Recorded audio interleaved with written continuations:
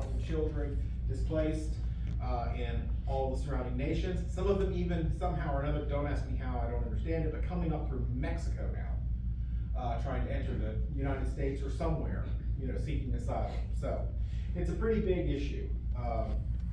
But UNrefugees.org, if you want to look it up for yourself and do any reading. So a little bit of history, okay? And the reason I put this in here is because, of course, we live in the age of misinformation, and the Russian, the Russian media is telling a whole different sort of story, trying to revise history. And one of the stories that they seem to be focusing on is that Ukraine is just a part of Russia. We're just trying to bring them back into Mother Russia. Okay, so we're trying to crush them into our bosom, right? And suffocate them there.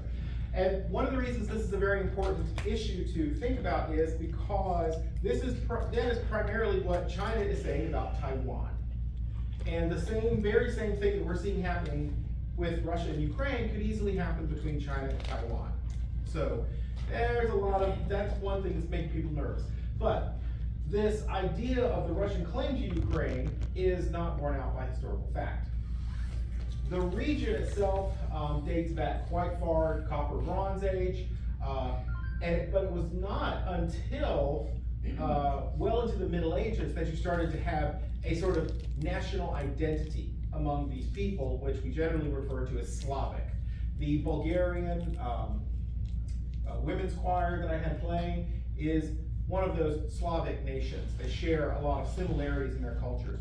It is a crossroads of a place that had a lot of different Asian as well as European traffic, so a lot of different cultures mixed together and left little bits and pieces of themselves behind.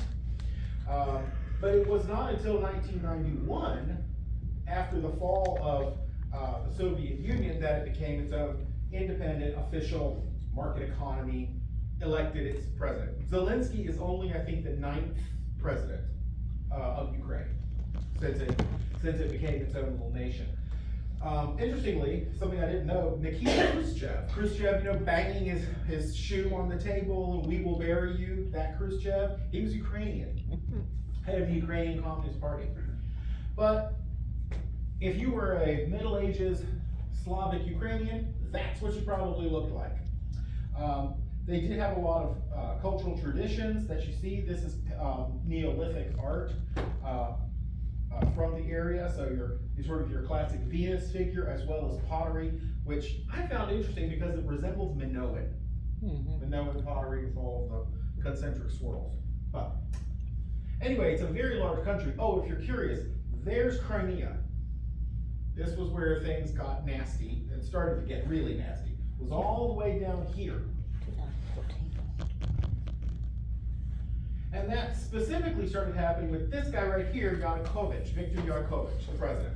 So there were plans to try and work towards joining the EU, which is not an easy thing to do. There's lots of things you have to do to qualify to become a member of the EU.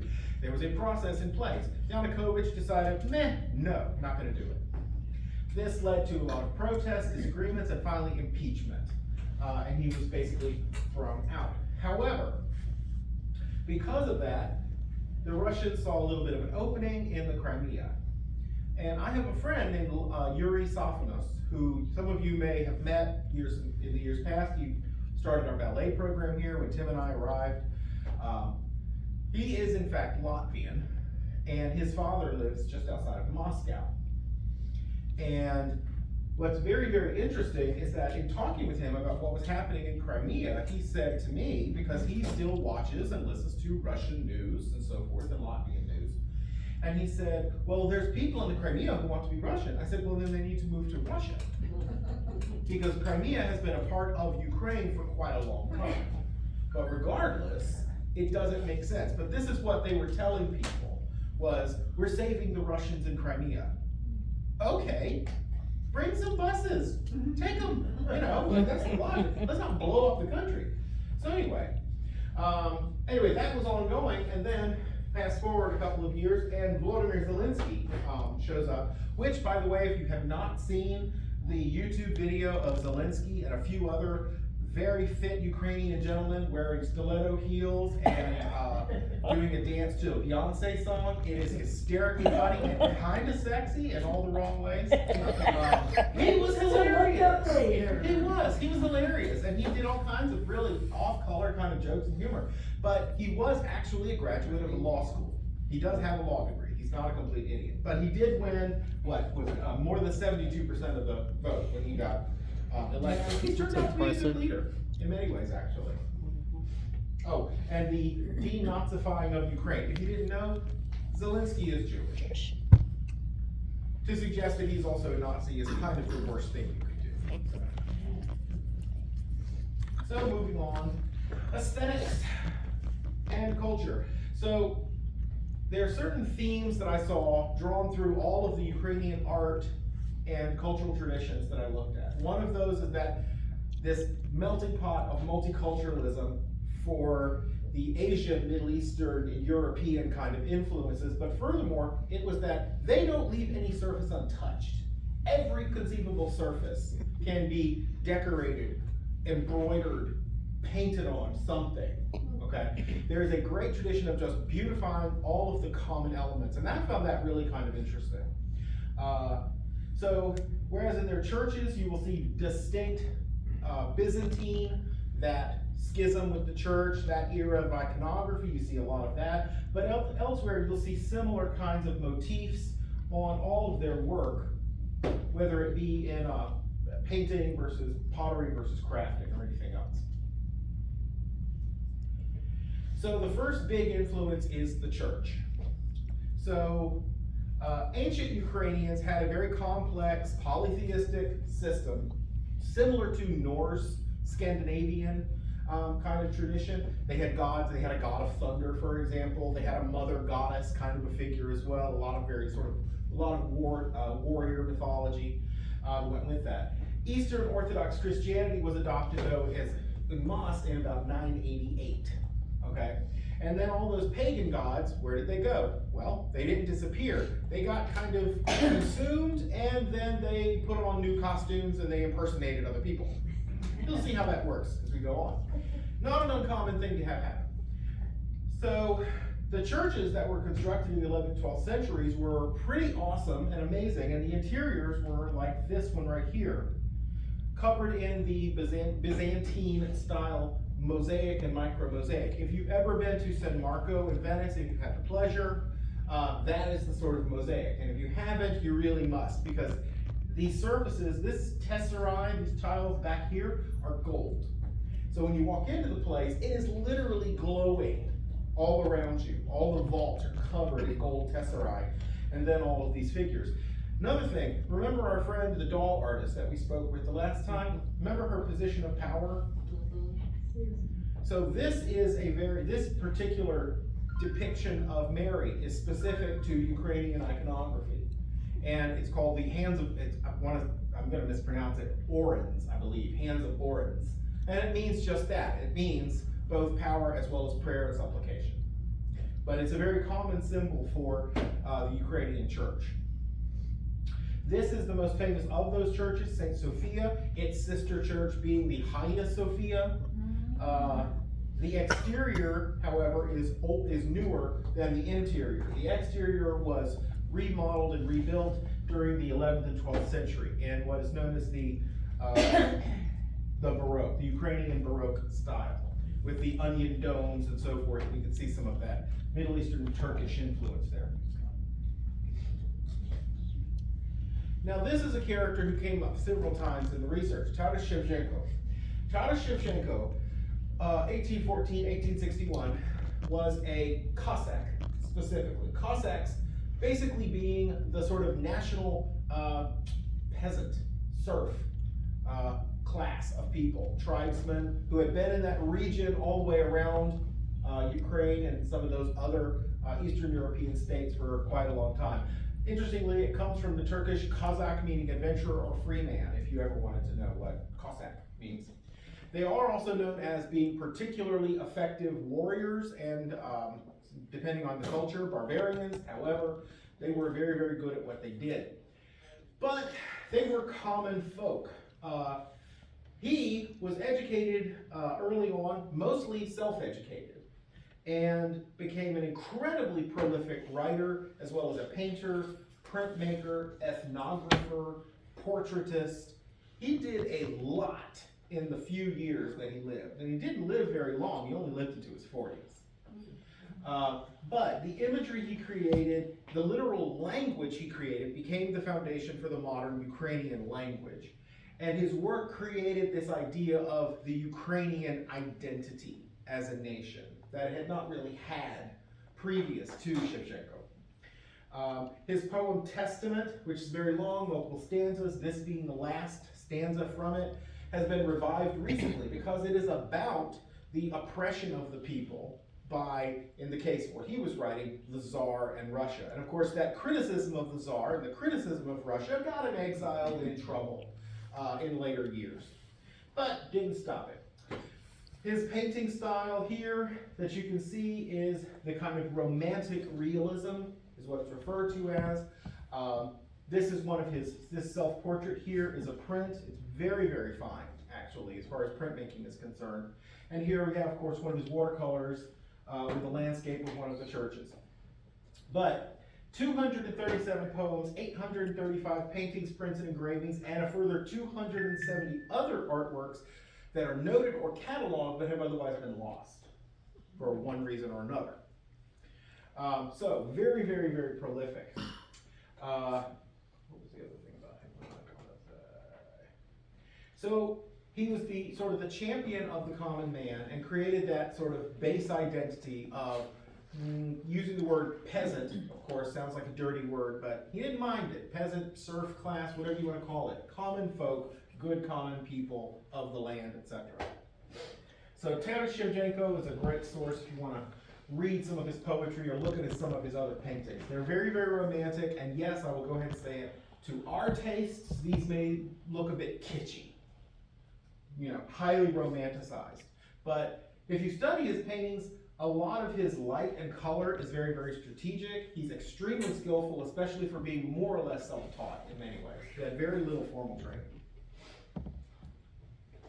Which brings us to another big figure of Ukrainian art, Kazimir Malevich. Did not know this myself. I thought he was Russian.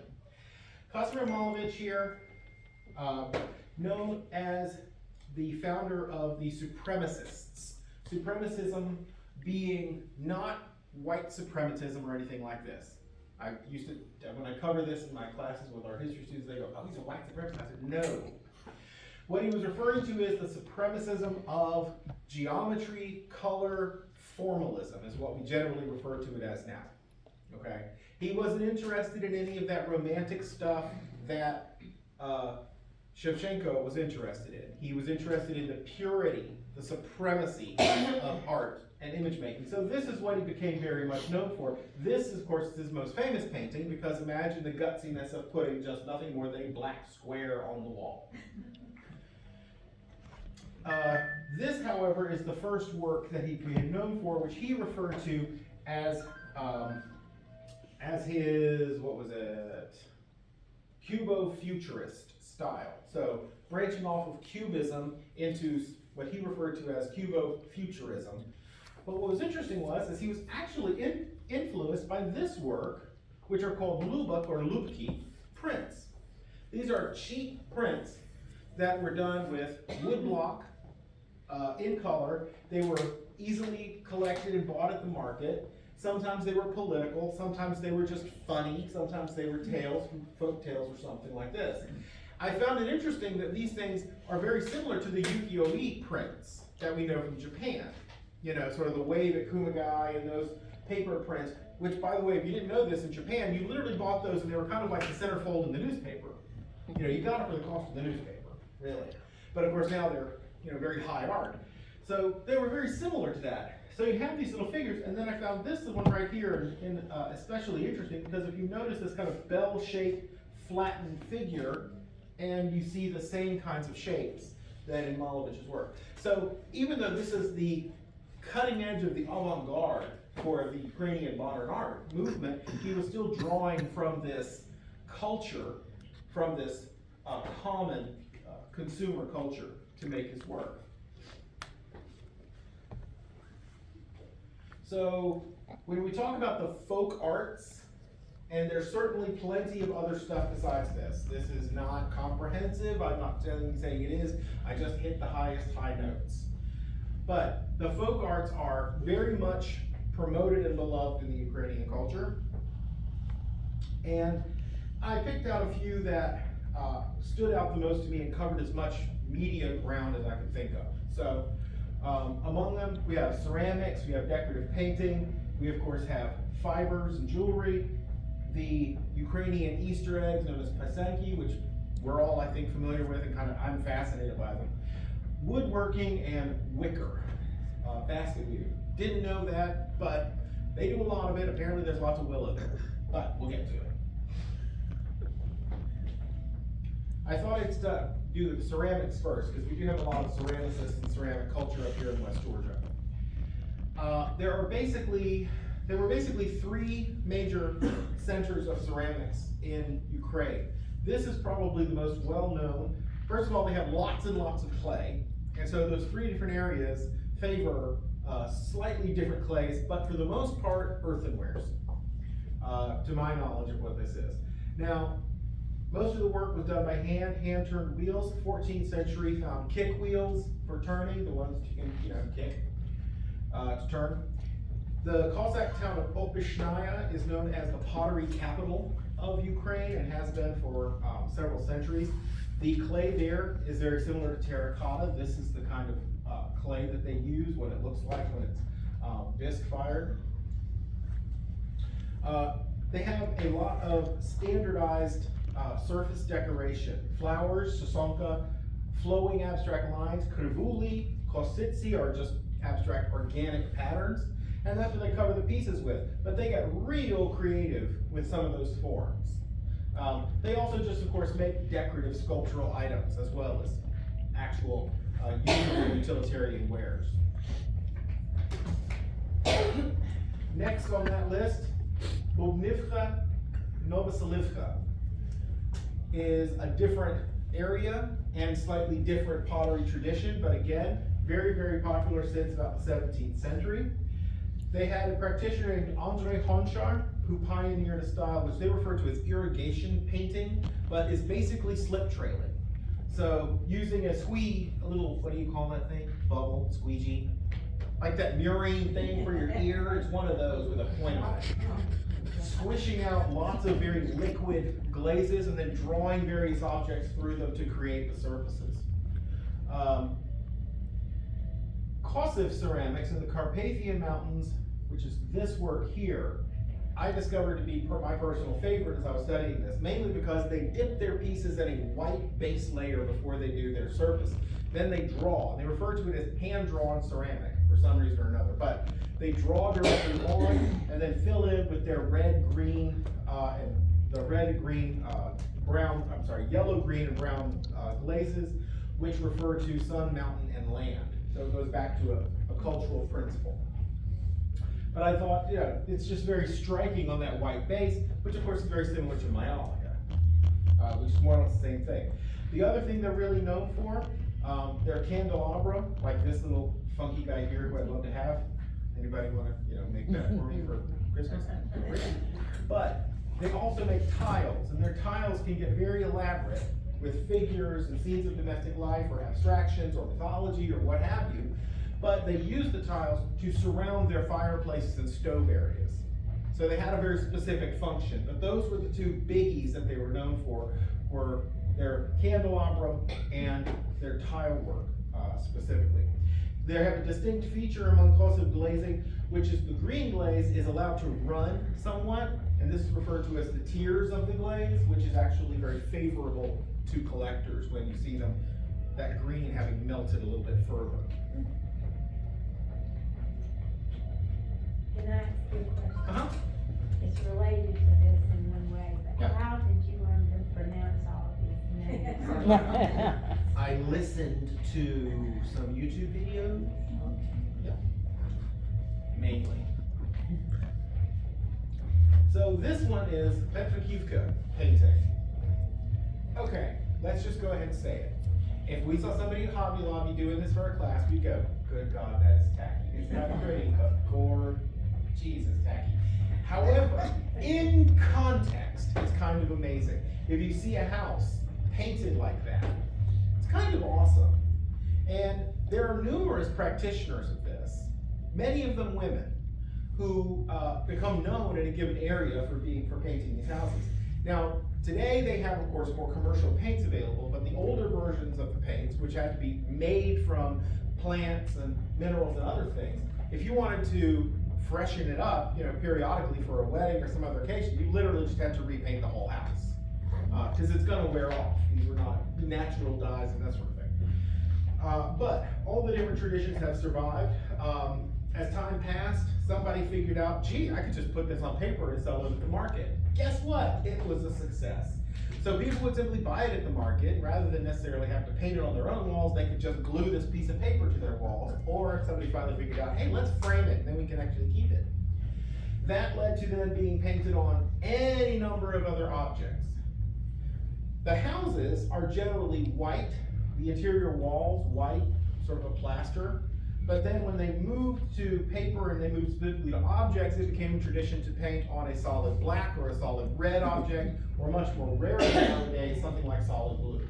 But generally you see this multicolored painting, floral motifs and everything on black objects, on black utilitarian things.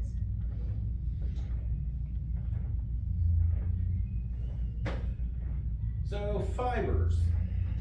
So this map I found is interesting because all of these different patterns that you kind of see in here represent the primary patterns from sort of a tribal clan culture from that region. So the clothing actually tells you where this person comes from and who their people are, just based on this embroidery language that they had. And it was pretty diverse. They were very accomplished, they are very accomplished weavers. They work primarily in linen, hemp, wool, flax, and this particular garment is known as a vyshyvanka. This sort of peasant tunic, if that's what we kind of would probably call it. The vyshyvanka had all of those areas such as the cuff, the yoke, the hem, and so forth, specifically made to take all of this embroidery that could go into it. If you are a young lady and you are not yet married, you're going to be allowed to wear your lovely flowery headdress, and especially when they do get married, if you saw the first image that was on my title slide, really big flower things. If you look them up, they're great. There's artists who photograph them specifically. I saw a group of them from a guy, Pavel Dormerat, I believe his name is, a photographer who travels the world and photographs beautiful cultural things. And some of them get very extravagant, these flower headdresses and things. But if you're an unmarried girl, you get to wear that. You also get to wear your duktas, which are the coins or the symbols of coins, which had a historical meaning, which basically said either you're rich, you're kind of rich, or you're not very rich. But hey, check out all the coins as part of your garment. If you are a married lady, you are wearing a shawl or a head covering that matches your outfit. You're also wearing a waistcoat that goes over, and the quote maxi skirt, so the big skirt that goes all the way down. It's cold in Ukraine. You might as well keep your nethers warm. The traditional Slavic men's costume is more or less the same. Not as much embroidery. However, the belts and the sash and yoke and so forth could be elaborate. Of the embroidery, Krolovets dates back to the 15th century. There are still schools, there were schools and academies where you could go and study these techniques and skills of embroidery. There are schools where you could go and study the Petrikivka painting and so forth. So these are very formalized things. The most famous of their embroidery traditions go into the white on white, such as you see there, which is very, very pretty. And it is done it's very, very fine, and it really does resemble lace, but it is in fact embroidery. But they also do lace making. The style is known as, this one's hard, Reshtalivka. Reshtalivka, yeah, white on white. So, there you go. Woodworking, of course, any culture that's going to cut down their trees and have to build their own furniture and houses. But once again, Every surface is going to be carved. In some of the older homes that had exposed beams or the sashing around windows, you would see the chip carving, designs carving, again, related to symbolisms drawn from individual clans, cultures, and regions. Very complex kinds of things, but, you know, meerschaum style pipe, candelabras, and so forth. The tradition was between the 18th and 19th century. Before the advent of modern building methods and before the advent of modern building tools. Just like any of the rest of us who practice any kind of a craft, obviously we kind of took a hit when, you know, plastic was invented and industrialization happened. And, oh well, what are you gonna do? Now this one I didn't expect, but the wicker. So basket weaving, but also this is based on an historic design of a purse, basically, for a man to carry. They also did very complex weaving of fences, entire outbuildings and structures done from the wicker, and then all of these utilitarian items. So your furniture, your baskets, any number of things could be made from the willow material, and they refer to it as living vine work. And now everybody's favorite, paisenki. So, if you don't know how paisenki is done, it's pretty much batik. It's wax, resist, and dye. However, it gets a little more complicated. There are plenty of companies now, thank you internet, where you can buy the materials and stuff. The dye, for example, is not your everyday dye and food color like you'd use on your own Easter eggs, probably. They are basically highly pigmented, acid-based dyes that really react to the shells of the egg, to the protein in the egg. So, but again, it is available. I found a company in Canada. If anybody wants to talk about it, we can, because as soon as they're available, guess what? She sold out, which I think is kind of nice that everybody was making them.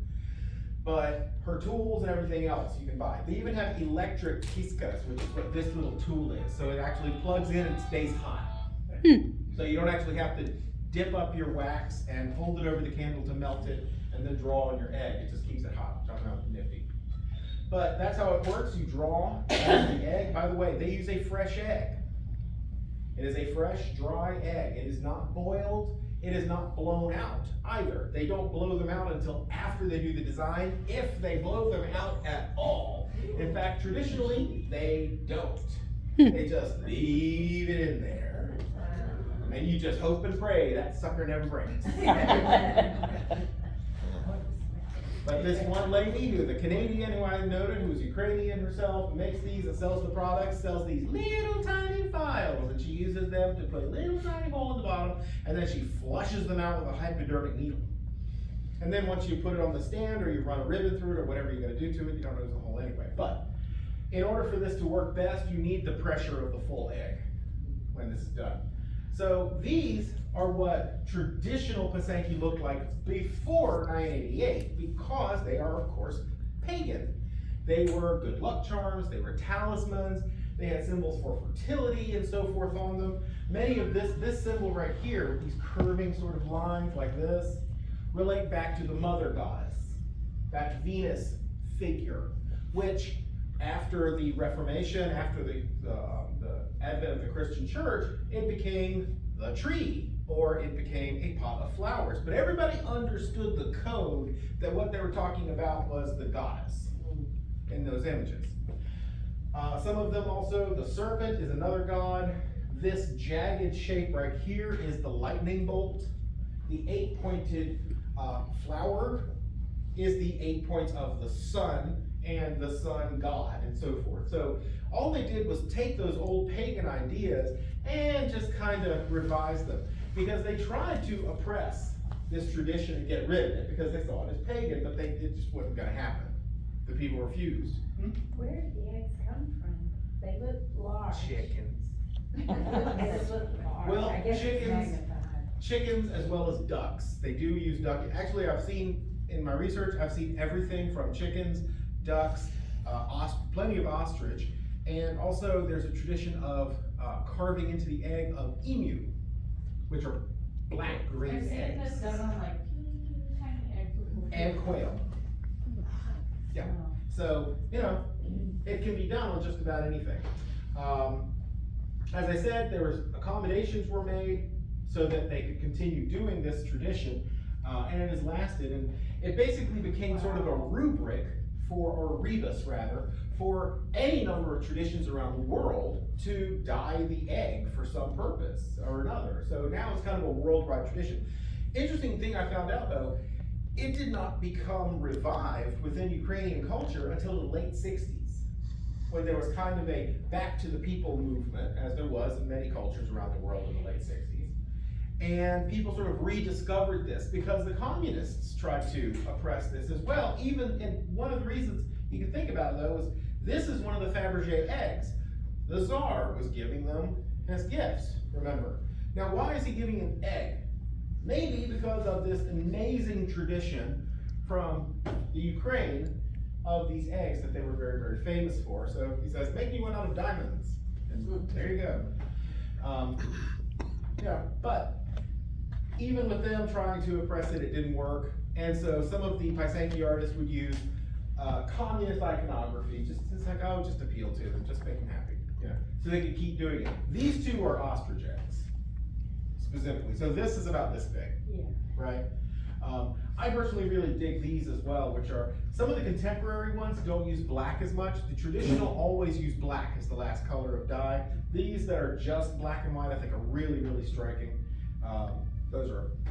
There are very few examples still in the museums, obviously, but they have discovered tombs from cultures dating back to early BCE, where they have actually found wood or ceramic Paisanki buried with noblemen among the various treasures and things. So this tradition dates all the way back to the early period of the country.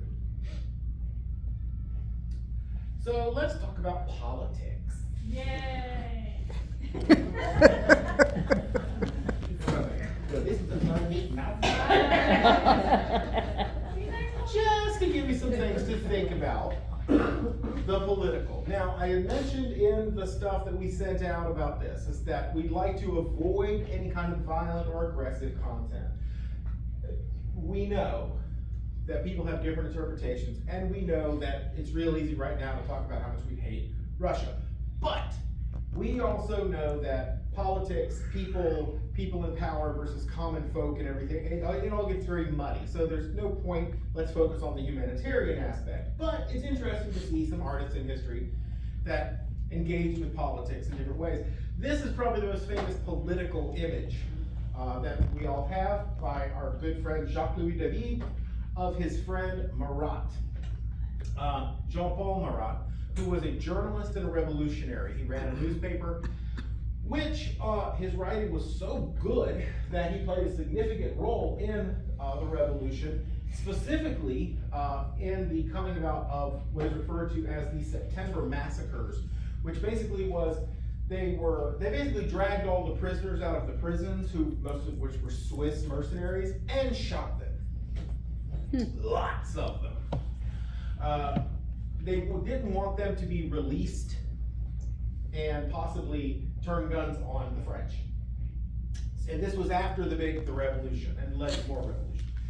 So this chick right here, Miss Charlotte Corday, the angel of assassination, basically got in to have an audience with Mr. Marat, who was suffering from a skin condition. So he did most of his work in around his bathtub, which was medicinal. So she came in to chit chat with him about some things, and in the process pulled out a knife that she had bought the day before and stabbed him with it. She was immediately caught, and less than 4 days later, she had her head lopped off on the guillotine. Quick trial. It's pretty much clear she did it. She even wrote letters that were left in her little hotel room to her father and her family. Sorry, gonna kill somebody today. Basically. Yeah. This painting was done while she was in jail. Because this is very, very French. She said, oh please, allow my portrait to be made while I wait to die. And they said, oui. And brought in a portraitist who had done some sketches already, and voila! And 2 days later, she's done. Her head, by the way, was passed around as kind of kind of an icon. The skull was literally kind of a collectible for a while. Yeah. So anyway, here we have one of these famous portraits. It is very, very beautiful as a painting. It is very iconic. Even if you don't know the whole story, you definitely get the idea of what's happening. That someone in this very vulnerable state, could be killed this way. And there's a marvelous sort of sad beauty to it. This is not sad beauty, however. This is Goya. Now, as far as depictions of irritation and anger with the wars, with war and tyrants and so forth, Goya is pretty much your money shot. He didn't pull any punches. The Spanish artists rarely do. They are only equaled in graphic depictions of things by the Germans when the Germans are painting, say, Jesus, covered in blood and sweat. Don't ask me why. This 3rd of May from 1814 commemorates Spanish resistance by the people of Madrid to the occupying army of Napoleon, who decided, after they've already captured everything, they said, those people in Madrid are kind of uppity. Shoot them all. And they basically did. So that's what this really kind of depicts. The interesting thing about this painting, and one of the reasons it's so significant, is because, as opposed to previous artworks, it does not glorify war. War is not heroic here. Nothing heroic is happening here. There's no great victory. There's no symbol of liberty in the background with one of her boobs hanging out. Don't ask me why. I don't know if that represents liberty to y'all. I'm going to be liberty here, my boob. I don't know. But in this image, it's just sad. It's sad. You just feel this. You have this spotlight effect that Goya liked to use occasionally. And you just feel for them, It's also not theological. There's no Christian iconography. There's no angel up here or something like that. The Blessed Virgin can't be seen in the background. So this is considered by many to be one of the first modern paintings of the modern age because of those facts. So here's a doozy. Now, interesting little story. I'll tell you that in a minute, but so of course, this is Ruby Bridges, and we know this is Norman Rockwell's The Problem We All Live With from 1964. Norman Rockwell got a really bad rap for a long time, until some new scholarship that came out relatively recently. Basically, everybody was familiar with Saturday Evening Post and all of these, really cheesecakey Americana paintings. But let's be honest, even the cheesecakey Americana stuff, that man knew how to paint. He was a master painter. Okay, no taking him away from that. But a lot of people mentioned that it was like suddenly in the 60s, he decides to try and reclaim some aspect of his soul and do paintings about civil rights and politics. And they say, well, wait a minute. What happened to the previous several years with the Saturday Evening Post? So there was some conflict there, and people thinking that he was basically just kind of a racist, or that he was actually kind of just, was just doing to make some money. The truth of it is this: Saturday Evening Post actually had a rule, and the rule said there will be no minority persons in the images, in the cover, or frankly, inside the magazine, unless they are in, quote, obvious roles of servitude. That was the law of Saturday Evening Post. So on the cover, for example, one image that I saw at the Time Museum, you see this little boy, he's riding on the train by himself, he's in a dining car, and here is the very Uncle Ben server, black gentleman, bringing him his plate of food. That is the only way you would ever see a black person in those images. That's the only way you could paint them, if there was a maid or some other kind of figure. So in 1963, he kind of got sick of it, especially with what was going on politically in the country, and he left Saturday Evening Post and joined Look magazine, who said, you can do what you want, we love politics. And this was one of the first images he painted. So Ruby Bridges, age 6, walking into the all-white school system of New Orleans, and accompanied by the marshals for her protection. And it's very graphic. And we use this image in the puppet show that I recently did, where we teach history, because we all probably know Norman Rockwell did actually come to this area and make that famous painting of the schoolhouse. So we talk about that, but it also gives us the ability to talk a little bit about segregation and desegregation. So we have this image up on the stage off to the side, and then the puppets discuss it, basically. And we didn't want to gloss it over with anything funny, because segregation, desegregation, not really funny, not kind of a ha-ha moment, right? So we had this image up there, and then this past couple of months, we started touring the show to the schools. And it had never even occurred to me, but a principal came up and asked if we could either remove this image or change it. Now, of course, I was bracing for a fight. You know, because A, I don't like anybody questioning my scholarship, and B, no, I will not be taking that down.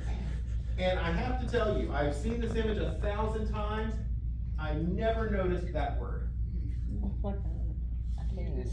Never saw it. I've never noticed it. The contrast between the figure is so stark. The structure of this image is so strong. It's almost hidden in plain sight. It's almost hidden in plain sight. And the red is very, very, draws the eye and everything. And I just had never noticed it. And he had said that he was concerned about students. Noted that he had high school students in his drama classes who had taken note of it. Now, my response to him was, I said, well, is it possible this is a teachable moment? That art sometimes makes us uncomfortable deliberately for a purpose? That simply erasing something does not make the issue go away, it just puts it aside, it's not really the same, you know what I'm saying? So sometimes you deal with the uncomfortable, you know, and have to, as an artist, make that choice. Back when I was doing my BFA at the Atlanta College of Art, I did a show of pieces which were ceramic Mammy cookie jars that were made from a mother mold that dated back to the turn of the century, that were still being made by a potter between here and Macon.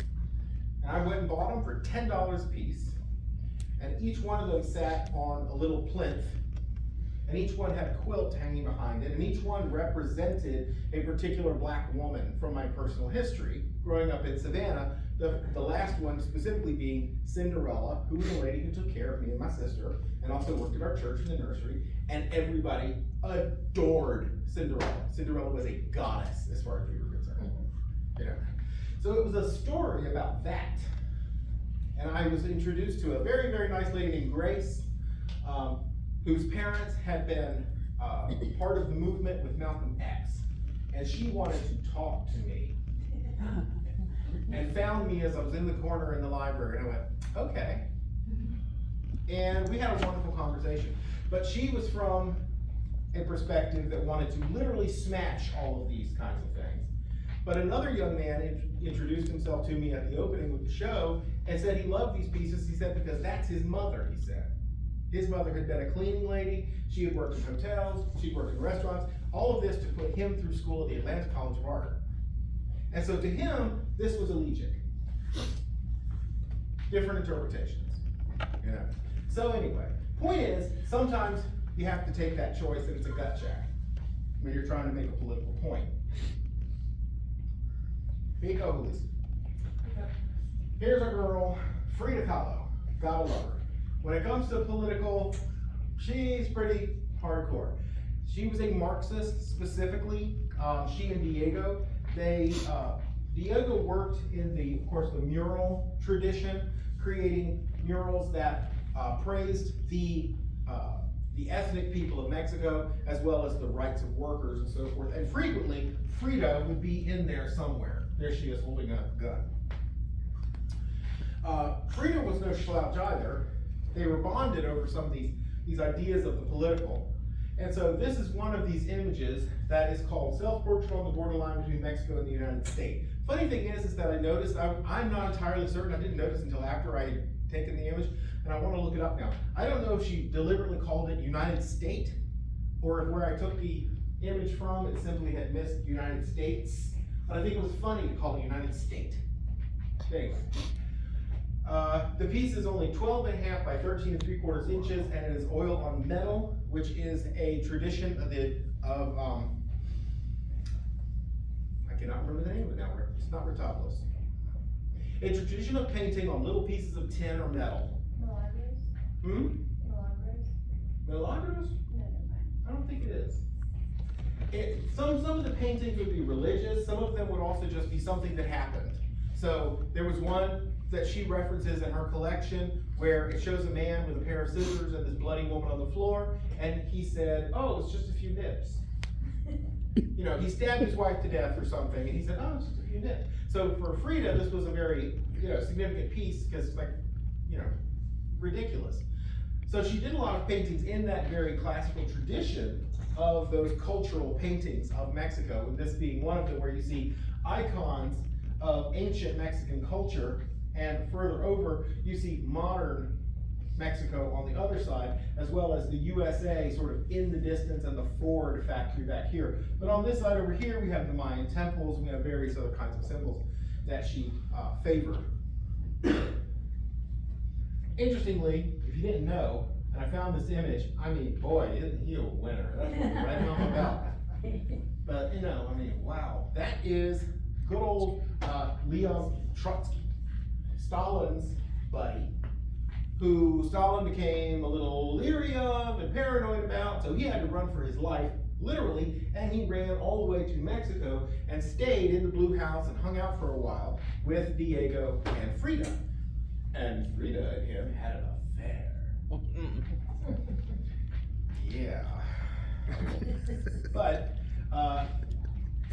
as it turns out, she actually, as we all know, maybe we all know, Diego was a famous philanderer connected to all kinds of famous and infamous people.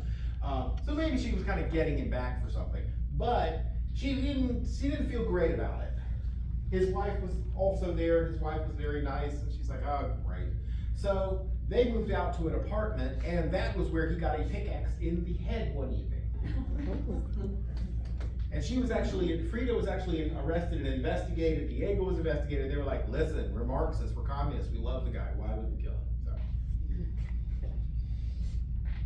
So. One of the other most famous images of protest or depictions of war, Guernica by Picasso. This is a massive painting. It is 11 feet by 25 feet. Oil on canvas. In this, the kind of the ubiquitous Picasso Cubist figurative style. Took him 35 days to render this piece. There were some preliminary sketches and things, but he decided as he was working on it that he wanted to use very, very minimal color because he didn't want to actually dilute any of the seriousness of the story behind the piece with something like color. So it commemorates the bombing of a town known as Guernica, and it was the Nazis, it was the fascist Italians, and it was also the Spanish nationalists who actually said, by the way, guys, bomb that. And they did, and killed lots of people. It gets worse. Most of the men were off to war. So the majority of the people who were in the town when they dropped all the bombs and everything were basically the women and the children. So it was pretty gross. He had actually been commissioned to do a painting for the Spanish Exposition, and he was working on it when he heard about this, and then immediately flipped around and said, nope, I'm going to paint this. And it was not shown in Spanish, but it was shown the Paris Exposition instead. It became a circling piece for painting for movements of peace and letting people know about what was actually happening. And it's one of my personal favorite pieces that Picasso ever did. And it's an amazing, it's a bulletproof composition. The more you look at it, there's not a weak point in it anywhere. It's amazingly stark whenever I look at it. So here's one last piece. Now this one is mainly for discussion. So I'll just see what you think. This is a contemporary piece made in 1988 by an artist who was 24 years old at the time. His name was Dred Scott. If that sounds familiar, it's because it should. Dred Scott was a figure from way back during the Civil War. However, this young man used that name as sort of a nom de plume when he was making this early work for the purposes of creating an illusion to that rebellion of the black community against slavery and so forth. So in this particular piece, as you can see, there's a flag on the floor, there's a book here, and this is a print. One of the images on this print are flag draped coffins, and one of the images are people in the Philippines burning a flag in protest. So the piece, of course, being titled, "What is the proper way to display the American flag?" Calling into question a lot of these different ideas. And this piece was very significant because to write a comment in this book, you had to stand on the flag to do it. So in order to protest the piece, you had to desecrate the flag. Now, Dred Scott's point here is not so much, I hate America, but what is this object? What is the significance of the object? Is the gesture of writing your opinion freely and openly in this book superior to or equal to this piece of fabric on the ground? Now, this led actually to action by then President Bush to create laws against flag desecration, which then led to protests, which included Dred Scott setting one on fire, which then led to the Supreme Court, which eventually led to the finding that burning a flag is a form of speech. It is a form of protest. Not only that, various artists since then, at the time, were pointing out, you got American flag boxer shorts. What's the big deal? What is it? Is it just the set of colors and stripes and stars, or is it that particular object? I mean, is it sacred? Is it not? What is it? You know, depending on who you are. So this piece goes all the way back to 1988, but of course, you know, we still have these kinds of protests and discussions happening. But what do y'all think? I would have had to stand over here and reach down and right. She would have tied a pin to a stick. I think it creates, you know, some discussion, some thoughtfulness, some, you know, what is the symbolism and the use of it. Yeah, I would rather burden a flag than the Constitution. good point. Absolutely. Yeah, and I mean, keep in mind. That's I was just- wearing a flag, swimsuit, and flag. Yeah. In front of my mom, she says, "You're not going out like that, are you?" Well, there wasn't a Speedo, was it? Because I might agree with Mom. But it's an interesting point to think about. Political art is not always of one or the other. Soviet realism, of course, makes Stalin look like a great guy, Patriotism. you know? But what happens when people rebel? They take those statues and they pull them down and smash them. So that kind of response is also political art at the same time. So that's all I got. Any questions? It's a nice presentation. That's great. So please keep in mind, as I said, the presentation for Ukrainian culture is up on your website for your own reference. If you'd like to do any research, if you'd like to reference some of the images or the words, and then incorporate some of that stuff into your work, and please get to work on some things, and let's raise some money come the 26th.